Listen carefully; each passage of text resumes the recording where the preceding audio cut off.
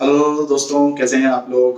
आज का जो हमारे पास टॉपिक है वो टॉपिक है आपका जर्नल। और जर्नल की हम लोग अब एडवांस एंट्रीज जो वो डिस्कस करेंगे। मैंने पिछले लेक्चर के अंदर आपको अपनी जो बेसिक एंट्रीज है वो डिस्कस करवाई थी। आज हमें अपनी एडवांस एंट्रीज जो वो समझनी है।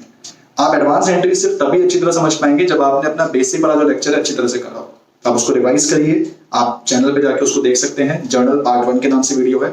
और एडवांस एंट्रीज के जो क्वेश्चन है उसको अब आपने जो ट्राई करना है। तो विदाउट वेस्टिंग एनी टाइम आइए इसको शुरू करते हैं। दोस्तों, जैसा कि मैंने बताया कि आज हम लोग डिस्कस करने जा रहे हैं जर्नल। और पिछले लेक्चर में हमने बात की थी बेसिक एंट्रीज की, तो आज हम लोग अपनी कुछ बात करेंगे एडवांस एंट्रीज की। अगर आपने बेसिक एंट्रीज अभी तक नहीं समझी हैं तो आप वीडियो में जो लिंक आपको दिया हुआ है आप उससे देख सकते हैं। नहीं तो आप मेरे चैनल पर जाके जर्नल बेसिक एंट्रीज पार्ट 1 जो है उस वीडियो को सर्च करके वहां से देख सकते हैं। बिकॉज एडवांस एंट्रीज को करने से पहले आपको वो तो पता ही होना चाहिए, राइट। तो एडवांस एंट्री में मैं सबसे पहले एंट्री उठा रहा हूं बैड डेट्स। बैड डेट्स का मतलब क्या होता है? डूबा हुआ पैसा। डूबा हुआ पैसा। मान लीजिए कि आपने किसी को उधार दिया और उस बंदे ने आपका उधार नहीं चुका पाया। अगर वो आपका उधार नहीं चुका पाता है तो वो पैसा हो जाता है bad debts, right. Bad debts की एंट्री क्या होती है? बैड डेट्स की एंट्री होती है bad debts account debited to debtors. Debtors account. Narration being bad debts written off. कुल मिला के जब आपने किसी डेटर को उधार दिया और वो बंदा आपको आपका पैसा नहीं दे पाया तो डेटर का बैलेंस कम हो जाएगा। बिकॉज आपका एसेट कम इसलिए हो रहा है बिकॉज एक तरह का लॉस हो गया। अब आपको फ्यूचर में पैसा कम मिलेगा, इसलिए डेटर को मैंने क्रेडिट करा। और बैड डेट आपका एक तरह का एक्सपेंस है, एक तरह का लॉस है। और नॉमिनल अकाउंट कहता है कि लॉसेस को डेबिट करो। डेटर क्यों क्रेडिट हो रहा है? क्योंकि डेटर डिक्रीज हो गया। डेटर एक एसेट है, डिक्रीज होगा तो हमें उसको क्रेडिट करना पड़ेगा। Example, ₹400 due from Hari are bad. Hari भाई से जो हमें पैसे लेने हैं 400 रुपए वो बैड हो गए, तो हम एंट्री पास करेंगे bad debts account debited to Hari's account. जैसे कि मैंने बताया था कि नाम के पीछे जो है आप पोस्ट ऑफिस लगा के अकाउंट लगाते हैं। अगर आप अकाउंट नहीं लगाना चाहें तो आप खाली हरी भी लिख सकते हैं। Narration being ₹400 recorded as bad debt. ये आपका फंडा है बैड डेट का, ओके। इसी तरह से अब मैं आपको जो सेकंड एंट्री बताऊंगा। अच्छा दोस्तों, ध्यान रखना कि आप सारी एंट्री अपने फॉर्मेट में ही पास करेंगे। जो फॉर्मेट मैंने आपको बताया था, date, particular, LF, debit, credit. यहां समझाने के लिए मैं आपको फॉर्मेट खाली बिना छोड़े इस तरह से एंट्री बता रहा हूं। सेकंड हम लोग बात करेंगे bad debts recovered. Bad debt recovered. जैसे बैड डेट का मतलब होता है पैसा डूब गया, तो बैड डेट रिकवर्ड का मतलब होता है अगर डूबा हुआ पैसा वापस मिल जाए। मान लो कि ये हरी ने हमें 400 रुपए नहीं दिए, पर बाद में 1 आध साल बाद इसकी लॉटरी लग जाती है और ये हमारे पास आता है, कहता है अंकित जी ये 400 रुपए रखो, आपको पहले नहीं दे पाया था, अब दे रहा हूं। तो कुल मिला के अगर कोई आदमी पहले वाला पैसा नहीं दे पाता लेकिन बाद में पैसा दे देता है तो उस चीज को हम बोलते हैं बैड डेट रिकवर्ड। यानी पैसा पहले डूबा और बाद में मिल गया तो वो कंटेक्स्ट बनता है बैड डेट रिकवर्ड। और बैड डेट रिकवर्ड की एंट्री होती है cash account debited to bad debt recovered account. Narration being cash received as bad debt recovered. भाई पैसा अगर मिल रहा है तो पैसा आ रहा है। पैसा आ रहा है यानी कि debit word comes in. Traditional approach की बात अगर मैं करूं, नहीं तो आप ये कह सकते हैं कि कैश आपका इंक्रीज हो रहा है इसलिए हम इसको डेबिट कर रहे हैं। और बैड डेट रिकवर्ड आपके लिए एक तरह की इनकम है। इनकम क्यों है? क्योंकि पैसा मिल रहा है, फायदा एक तरह का। नॉमिनल अकाउंट कहता है इनकम्स को, गेन्स को हमें क्या करना होता है? क्रेडिट, इसलिए यहां पे नाम आएगा, राइट। जैसे आप किसी से रेंट रिसीव करते हैं तो एंट्री होती है cash account debit to rent. Salary receive करते हैं cash account debit to salary. अब आपने बैड डेट रिकवर्ड रिसीव करा तो एंट्री होगी cash account debit to bad debt recovered, right. अगर आप ये सोच रहे हैं कि सर यहां पे बंदे का नाम क्यों नहीं आ रहा, मतलब अगर मैं आपसे ये कहूं कि हमारे 400 रुपए हरी के डूबे थे, हरी ने हमें पैसा दिया तो कैश टू हरी होना चाहिए था, ये नहीं हो सकता। दोस्तों ध्यान रखना, पर्सन से ज्यादा पर्पस मैटर करता है। यानी मैं आपसे ये कह रहा हूं कि आप जब भी कभी एंट्री पास करते हैं आप पर्पस जरूर देखेंगे। पर्पस ज्यादा मैटर करता है। आप खुद सोचिए, जब मैंने हरी को सामान बेचा होगा तो मेरी एंट्री बनी होगी हरी टू सेल्स। फिर हरी ने पैसा डुबा दिया तो एंट्री बनी होगी बैड डेट टू हरी। ये सामान बेचने की एंट्री है। सोल्ड गुड्स के टाइम पे मैंने ये एंट्री पास करी होगी, बैड डेट्स के टाइम पे मेरी ये एंट्री पास हुई होगी। नाउ द थिंग इज, ये बेचने के टाइम पे, ये बैड डेट के टाइम पे। नाउ द थिंग इज, बेचते टाइम हरी डेबिट हुआ था, बैड डेट के टाइम हरी क्रेडिट हुआ था। इसका मतलब हरी का अकाउंट तो बंद हो गया ना। हरी जो डेबिट हुआ था वही हरी क्रेडिट हो गया, यानी हरी का अकाउंट खत्म हो चुका है। देयरफॉर जब मुझे डूबा हुआ पैसा वापस मिलता है तो इस वाली एंट्री के अंदर मैं कहीं भी हरी का नाम नहीं लिखता, क्योंकि इस वाली एंट्री का ताल्लुक सिर्फ इतनी बात से है कि पैसा आ रहा है और पैसा किस चीज का आ रहा है। तो पैसा आया वो डेबिट हो गया, और पैसा किस चीज का आया, बैड डेट रिकवर्ड का, वो हमने क्रेडिट कर दिया, राइट। ये हमारे पास थी सेकेंड एंट्री जो कि एडवांस है। अब हम बात करेंगे अपनी थर्ड एंट्रीज के बारे में। समझते हैं कि थर्ड एंट्री हमारे पास कौन सी है, एडवांस एंट्री के रूप में। तो मैं थर्ड एंट्री का एक यहां पे केस लिख रहा हूं, और वो केस जो है उसका मैं नाम यहां पे लिख रहा हूं, entries to be passed at the year end. यहां मैं उन एंट्रीज को डिस्कस करूंगा दोस्तों जो एंट्री मेरे को साल के अंतिम दिन पे पास करनी पड़ती है, राइट। तो इसमें मैं सबसे पहली एंट्री आपको बता रहा हूं, depreciation. Depreciation on assets. Depreciation का मतलब क्या होता है वो समझ लेते हैं। डेप्रिएशन का मतलब होता है एसेट्स की वैल्यू का कम होना, डिक्लाइन इन वैल्यू। किसकी वैल्यू, एसेट्स की। तो डेप्रिएशन आपका एक तरह का लॉस है, या आप इसे कह सकते हैं एक्सपेंस है, घाटा है। घाटा का खर्चा का कह सकते हैं। तो एंट्री क्या बनती है डेप्रिएशन की, एंट्री होती है डेप्रिएशन अकाउंट डेबिटेड टू एसेट्स। जिस एसेट पे मैं डेप्रिएशन लगा रहा हूं उसे मुझे क्रेडिट करना होता है। क्यों क्रेडिट करना होता है, क्योंकि उसकी वैल्यू कम हो रही है, और डेप्रिएशन मेरा लॉस है, तो लॉसेस को हमें डेबिट करना होता है। नरेशन लिखेंगे, बीइंग डेप्रिएशन चार्ज्ड। जैसे मान लीजिए कि आपके पास एक बिल्डिंग है ₹1 लाख की, एंड डेप्रिएशन चार्ज करना है 10%। तो नरेशन वगैरह लिखने के बाद एंट्री आपकी बनेगी depreciation account debited to building account. Building 1 lakh की है, उस पर 10% डेप्रिएशन यानी कि 10,000। तो 10,000 डेप्रिएशन आपने चार्ज करा, नरेशन लिखेंगे बीइंग डेप्रिएशन चार्ज्ड। ये आपकी एंट्री पास हो जाएगी, राइट। तो ईयर एंड पे हमें डेप्रिएशन चार्ज करना होता है, पहली एंट्री हमने उसकी समझी। नाउ सेकेंड एंट्री में यहां पे आपको बता रहा हूं आउटस्टैंडिंग एक्सपेंसेस, कि आउटस्टैंडिंग एक्सपेंसेस की क्या एंट्री होती है। तो आउटस्टैंडिंग एक्सपेंसेस का मतलब होता है एक्सपेंसेस जो देने बाकी हैं, वो खर्चे जो अभी भी देने बाकी हैं। और आउटस्टैंडिंग एक्सपेंसेस इस मुताबिक लायबिलिटी बनता है, क्योंकि अगर अभी भी देना बाकी है तो ये आपका कर्जा है, लायबिलिटी। लायबिलिटी का बैलेंस क्या होता है, क्रेडिट। इसका मतलब जब मैं एंट्री पास करूंगा तो मैं एंट्री में आउटस्टैंडिंग एक्सपेंसेस अकाउंट को तो क्रेडिट करूंगा, क्योंकि ये लायबिलिटी है। अब आप मुझे सोच के जवाब दीजिए, अगर खर्चे देने बाकी हैं तो फ्यूचर में खर्चे आप ज्यादा पे करेंगे या कम पे करेंगे। सोचो, मैं कहता हूं आपको कुछ खर्चे देने बाकी हैं, तो जब आप फ्यूचर में खर्चे पे करोगे, आप खर्चे ज्यादा पे करोगे, कम पे करोगे। दोस्त मेरे जवाब दे रहे हैं, सर ज्यादा पे करेंगे। ज्यादा पे करने का मतलब क्या है कि आपके खर्चे बढ़ गए। खर्चों का बैलेंस डेबिट होता है, तो डेबिट को बढ़ाने के लिए डेबिट ही करना पड़ेगा। इसका मतलब एंट्री होगी expenses account debited to outstanding expense account. Expense को मैंने क्यों डेबिट करा, इसलिए डेबिट करा क्योंकि एक्सपेंसेस बढ़ जाएंगे, फ्यूचर में आप खर्चे ज्यादा पे करोगे। और आउटस्टैंडिंग एक्सपेंसेस को मैंने क्रेडिट क्यों किया, क्योंकि ये लायबिलिटी है। लिखने के लिए मैं यहां पे लिख सकता हूं कि ये लायबिलिटी है, ये मेरे एक्सपेंसेस बढ़ गए इसलिए मैंने इसको डेबिट किया। नरेशन क्या बनेगी, बीइंग एक्सपेंसेस ड्यू, कि खर्चे देने बाकी है। मान लीजिए अगर मैं एग्जांपल आपको बोलूं सैलरी आउटस्टैंडिंग, सैलरी देनी बाकी है, तो इसकी एंट्री क्या होगी। एंट्री बड़ी सिंपल सी होगी कि सिंपल खर्चे को डेबिट करो, सैलरी अकाउंट डेबिटेड, नीचे लिखेंगे सैलरी आउटस्टैंडिंग, क्योंकि सैलरी का खर्चा बढ़ गया और किसकी वजह से बढ़ा, सैलरी आउटस्टैंडिंग की वजह से, राइट। मान लीजिए रेंट आउटस्टैंडिंग होता तो एंट्री बन जाती rent to rent outstanding. Interest outstanding होता तो एंट्री बनती interest to interest outstanding, right. ये हमारा है सेकंड केस जो आपने ईयर एंड पे एंट्री पास करनी होती है, आउटस्टैंडिंग एक्सपेंसेस। अब इसी के आगे अगर मैं आपको बताऊं थर्ड केस, प्रीपेड एक्सपेंसेस, या फिर बोलिए अनएक्सपायर्ड एक्सपेंसेस। ये वो खर्चे जो मैंने एडवांस में पे करे, यानी कि एक्सपेंसेस पेड इन एडवांस। ये मेरे वो खर्चे हैं जो मैं एडवांस में पे कर चुका हूं। क्योंकि मैंने एडवांस में पे करे हैं तो ये मेरे एसेट्स होते हैं। रीजन, मुझे फ्यूचर में कुछ मिलेगा। एसेट का बैलेंस डेबिट होता है, तो एंट्री अगर मैं पास करूंगा उसमें प्रीपेड एक्सपेंसेस को मैं करूंगा डेबिट,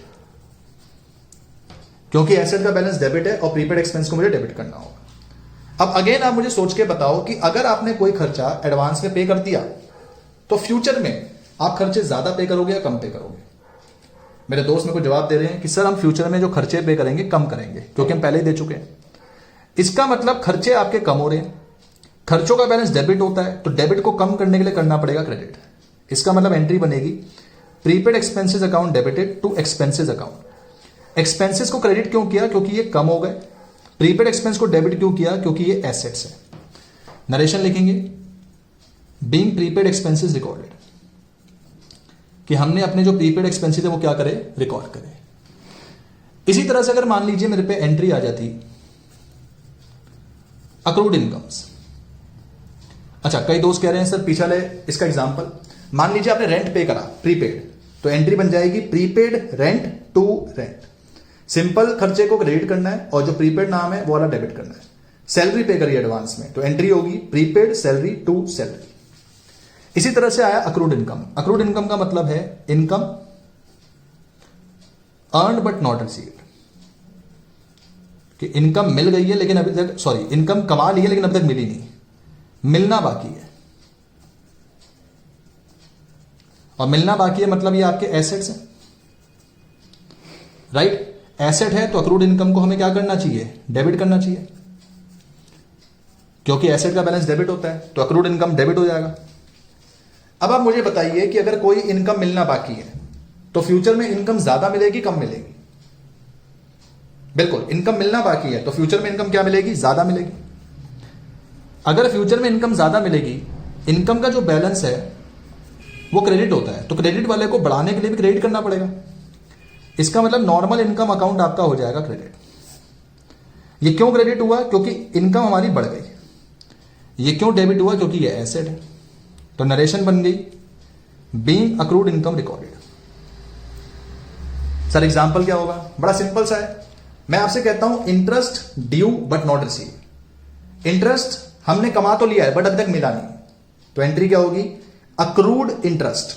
ध्यान रखिएगा, एक्रूड है, ACCRUED, accrued interest to interest account. Interest को क्रेडिट क्यों किया? क्योंकि इनकम बढ़ गई है। और अक्रूड इंटरेस्ट को डेबिट क्यों किया? क्योंकि वो एसेट बन चुका है। मिलना बाकी है तो वो एसेट बन चुका है, राइट? इसी तरह से अगर मैं आपको बताऊं एक और example, unearned income. Unearned income, इसका मतलब है इनकम रिसीव्ड इन एडवांस, ना कमाई हुई इनकम। मतलब मैं इनकम को बिना काम करे एडवांस में रिसीव कर चुका हूं। जो इनकम मैं एडवांस में रिसीव करता हूं मेरी लायबिलिटी है, बिकॉज मैंने कोई काम तो करा नहीं। लायबिलिटी का बैलेंस क्रेडिट होता है, इसलिए मैं इनकम रिसीव इन एडवांस को क्रेडिट करूंगा। क्योंकि लायबिलिटी का बैलेंस क्रेडिट है तो income receive in advance credit होगा। अब आप मुझे बताओ कि अगर आपने एडवांस में इनकम रिसीव कर ली तो उससे आपकी जो फ्यूचर में आपको इनकम मिलेगी वो ज्यादा मिलेगी या कम मिलेगी? बिल्कुल सही कह रहे हैं दोस्त।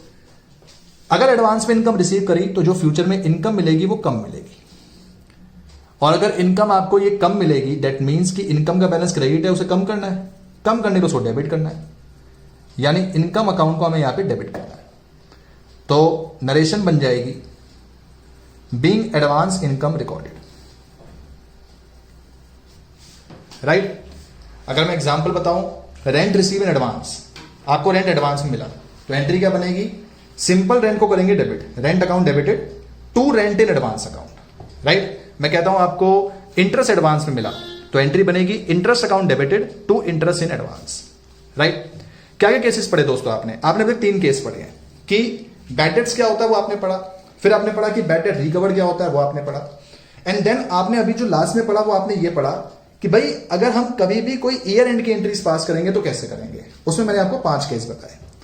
एक छठा केस मैं आपको यहां पे और बताऊंगा जो ईयर एंड की एंट्री में हमें पास करना होता है, आइए वो भी समझेंगे। इसका नाम है closing stock at the year and. ये एंट्री अभी आपको याद ही करनी पड़ेगी बिकॉज ये एंट्री कनेक्टेड है चैप्टर 18 से, ट्रेडिंग एंड पीनल से, जो कि अभी तक आपने पढ़ा नहीं है। तो इस एंट्री को तो आपने याद ही करना होगा। एंट्री क्या है? Closing stock account debited to trading account. Closing stock account debited to trading account, narration क्या है?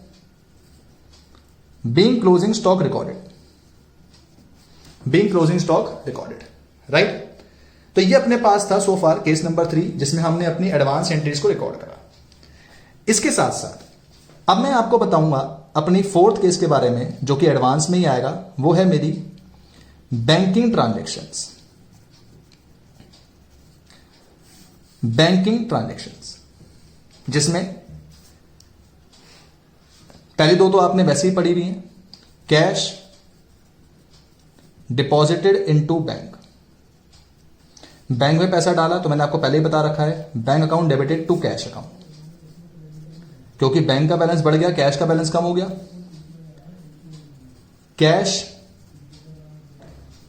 विड्रॉल फ्रॉम बैंक, ये भी आपने पहले ही पढ़ा हुआ है, cash account debited to bank account, पैसा आ गया, बैंक का बैलेंस कम हो गया। अब तीसरा, transfer of funds from saving accounts to current account.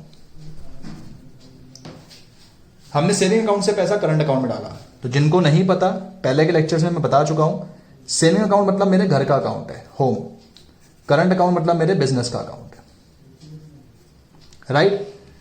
तो बड़ी सिंपल सी बात है, घर से पैसा बिजनेस में जा रहा है। जब घर से पैसा बिजनेस में जा रहा है तो कैपिटल तो बढ़ेगी, क्योंकि आप बिजनेस में पैसा लगा रहे हो, और पैसा बिजनेस के बैंक अकाउंट में आ रहा है, इसलिए बिजनेस का बैंक अकाउंट भी बढ़ेगा। तो एंट्री बनेगी bank account debited to capital account, because घर का पैसा बिजनेस में आया तो बिजनेस का बैंक बैलेंस बढ़ गया एंड साथ में कैपिटल भी बढ़ गई। इसके अलावा transfer of funds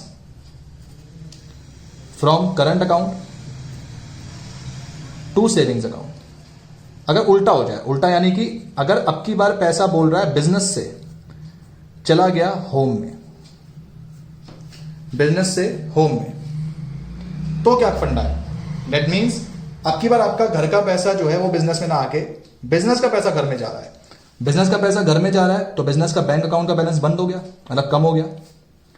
bank account को क्रेडिट करेंगे, और जब भी कोई चीज बिजनेस की घर में जाती है तो हम डेबिट करते हैं ड्रॉइंग्स अकाउंट को। ड्रॉइंग्स अकाउंट का मतलब होता है कि आप अपने बिजनेस का कोई भी आइटम घरेलू चीज के लिए इस्तेमाल कर रहे हैं, तो आपने बिजनेस का पैसा घर के काम के लिए इस्तेमाल करा, इसलिए ड्रॉइंग्स को डेबिट कर दिया, और बैंक बैलेंस कम हो रहा है तो उसको हमने क्रेडिट कर दिया। नरेशन क्या होगी? बीइंग वर्ड लगाना है and same line copy, transfer of funds from current to saving account, right? और देखते हैं अपनी बैंकिंग ट्रांजैक्शन। मान लीजिए कि बैंकिंग ट्रांजैक्शन के अंदर क्वेश्चन आ गया इस तरह से। अगर मैंने आपसे कहा take a loan from bank, कि आपने बैंक से लोन लिया, तो एंट्री क्या होगी? बैंक से लोन लिया तो पैसा आ रहा है, बैंक को डेबिट करेंगे, क्रेडिट करेंगे to bank loan account. Bank loan account credit क्यों हुआ? क्योंकि ये लायबिलिटी है, ये लायबिलिटी है, इसका बैलेंस क्रेडिट है, इसलिए क्रेडिट करा। बैंक को डेबिट क्यों करा? क्योंकि जो बैंक का बैलेंस है वो बढ़ गया, राइट? एफ, अगर मैं कहूं रीपेमेंट ऑफ बैंक लोन, मैंने बैंक लोन को रीपे कर दिया, तो बात बड़ी सिंपल सी है। जब लोन लेता हूं तो एंट्री होती है बैंक टू बैंक लोन, जब लोन रीपे करूंगा तो एंट्री रिवर्स हो जाएगी। रिवर्स होने का मतलब अब एंट्री बन जाएगी bank loan account debited to bank account, क्योंकि लायबिलिटी पे हो रही है तो लायबिलिटी डेबिट कर दी, कम होगी लायबिलिटी, और बैंक का बैलेंस भी कम हो गया, राइट जी। Payment made by bank draft. Bank draft क्या चीज होती है उसको समझते हैं दोस्तों। कभी कभार क्या होता है, जब आप किसी को पेमेंट करते हो तो मेनली ऑप्शंस जो होते हैं वो होते हैं कार्ड से पेमेंट कर सकते हैं, कैश से पेमेंट कर सकते हैं, चेक से पेमेंट कर सकते हैं। लेकिन एक मोड और होता है जिसको हम नाम देते हैं डिमांड ड्राफ्ट। डिमांड ड्राफ्ट का मतलब बैंक ड्राफ्ट ही होता है, तो इसका दूसरा नाम भी मैं यहां पे लिख देता हूं, डिमांड ड्राफ्ट। डिमांड ड्राफ्ट भी एक तरह का चेक ही होता है, पर चेक में और डिमांड ड्राफ्ट में फर्क यह है कि डिमांड ड्राफ्ट कभी बाउंस नहीं हो सकता। कहने का मतलब है, अगर आप किसी को चेक देते हैं तो यार चेक देने में सिर्फ एक खतरा रहता है कि चेक आपका बाउंस हो सकता है। क्यों बाउंस होता है? भाई साइन मैच नहीं कर रहे। क्यों बाउंस होता है? कि ओवर राइटिंग कर दिया आपने उसके ऊपर, या फिर आपके अकाउंट में पैसा नहीं है। पर डिमांड ड्राफ्ट एक ऐसा चेक होता है जो बैंक आपको बना के देता है और वो कभी बाउंस नहीं हो सकता। इसी वजह से कई इंस्टीट्यूट, कई यूनिवर्सिटीज में जब आप रजिस्ट्रेशन करवाते हो तो वो आपसे सिर्फ और सिर्फ डिमांड ड्राफ्ट मांगते हैं, बिकॉज दे नो कि डिमांड ड्राफ्ट एक ऐसा चेक है जो कभी बाउंस नहीं हो सकता। दैट मीन्स कि अगर उनको डिमांड ड्राफ्ट से पैसा मिलेगा तो श्योरली उनके पास आएगा। अब मान लीजिए मैंने किसी को पेमेंट करनी है 6,000 की और उसने मुझे बोला कि भाई बैंक ड्राफ्ट से पैसा दो, तो मैं अपने बैंक में जाऊंगा और बोलूंगा कि यार एक 6,000 का ड्राफ्ट बना दो। बैंक वाले 6,000 का ड्राफ्ट बना देंगे, मैं सामने वाले बंदे को वो ड्राफ्ट दे दूंगा। पर आप ये सोचो, बैंक वाले जब 6,000 का ड्राफ्ट मुझे बना के दे रहे हैं तो बैंक भी तो अपना कुछ पैसा लेगा। बैंक कहेगा भाई साहब हम आपको एक ऐसा चेक दे रहे हैं जो कभी बाउंस नहीं हो सकता, तो आप हमें भी तो कुछ पैसा दो। इसका मतलब हम बैंक को कुछ एक्स्ट्रा पैसा देके वो ड्राफ्ट बनवाते हैं और उससे पेमेंट करते हैं। जैसे अगर मैं आपको एग्जांपल बताऊं, देखें जिस बंदे को हम पेमेंट कर रहे हैं उसका नाम आएगा यहां पे पर्सन अकाउंट डेबिटेड, क्योंकि इसको पेमेंट मिल रही है, रिसीवर है। फिर आएगा बैंक चार्जेस अकाउंट डेबिटेड, क्योंकि बैंक भी कुछ पैसा काटेगा। फिर आएगा to bank account. To bank account किस लिए आएगा? क्योंकि हमने पेमेंट जो है वो करी। एग्जाम्पल के तौर पे मैं आपको एग्जाम्पल जो है वो बताता हूं। मैंने कहा paid to Arun ₹6,000 via draft and bank charged 10% commission. आपकी एंट्री होगी, अरुण को पैसा दे रहे हैं तो अरुण अकाउंट डेबिटेड 6,000, बैंक ने अपने चार्जेस काटे तो बैंक चार्जेस अकाउंट डेबिटेड 10% यानी कि 600। अरुण को 6,000 देने हैं, बैंक ने 600 काट लिए, तो हमारे बैंक से कटे कितने? To bank account 6,600। That's it, simple. इसको कहा जाता है कंपाउंड एंट्री। जब एक एंट्री में 2 से ज्यादा अकाउंट आ जाए तो वो आपकी कंपाउंड एंट्री कहलाने में शामिल होती है, राइट। यहां तक थे आपकी बैंकिंग ट्रांजेक्शन। अब मैं लास्ट आपको बताऊंगा आखिरी केस आज का एडवांस एंट्री का। If partial payment receive, partial payment receive मतलब कुछ पैसा मिला, कुछ पैसा डूब गया, तो उसकी एंट्री होती है ये cash account debited, bad debts account debited to debtors account. Cash में हम डालते हैं जितना मिला, बैड डेट्स में जितना डूबा, डेटर्स में जितना मिलना था, जितना मिलना था, राइट। एग्जाम्पल के तौर पे इसको समझेंगे। ₹10,000 owed by Mr. Ramesh, who became insolvent। Insolvent का मतलब होता है कि इस आदमी का दिवाला निकल गया है, अब ये पेमेंट नहीं कर पाएगा। एंड ही पेड ओनली 60 पैसा इन अ रूपी। दोस्तों आप अकाउंट्स में काफी बार पढ़ेंगे ये टर्म लिखा जाता है 60 पैसा न रुपी, 40 पैसा न रुपी। इसका मतलब बेसिकली होता है 60%। अगर मैं 40 पैसा न रुपी लिखूं तो 40%, 70 पैसा न रुपी मतलब 70%, 30 पैसा न रुपी मतलब 30%। तो एंट्री क्या बनेगी समझते हैं। एंट्री बनेगी cash account debit, bad debts account debit to Ramesh account. Ramesh से कितने पैसे लेने हैं? 10,000 रुपए। रमेश ने कितना पैसा दिया? 60% दिया, यानी 10,000 का 60% 6,000। अब आप सोचो अगर वो 10 में से 6 दे रहा है तो कितना पैसा डूब गया? 4,000 रुपए डूब गए, वो जाएंगे बैड डेट्स। तो जितना मिलना था, जितना मिला, जो डूब गया। नरेशन लिखेंगे being amount received from Ramesh with bad debts. Bad debts के साथ हमें पैसा मिल गया, राइट। तो यहां तक दोस्तों हमारी थी एडवांस एंट्रीज। अब आपने बेसिक एंट्रीज भी पढ़ ली हैं, अब आपने एडवांस एंट्रीज भी पढ़ ली हैं। उम्मीद करता हूं कि आपको टॉपिक जो समझ में आया होगा। वीडियो अगर आपको पसंद आई है आप इसे लाइक करिए, शेयर करिए, सब्सक्राइब करिए। एंड साथ ही साथ में अब जो आपका जर्नल चैप्टर है उससे आप इसके क्वेश्चंस करते हुए चलेंगे। जल्दी मिलेंगे अपने नेक्स्ट लेक्चर के अंदर। टिल देन अपना ख्याल रखिए, मुस्कुराते रहिए। Take care, bye bye.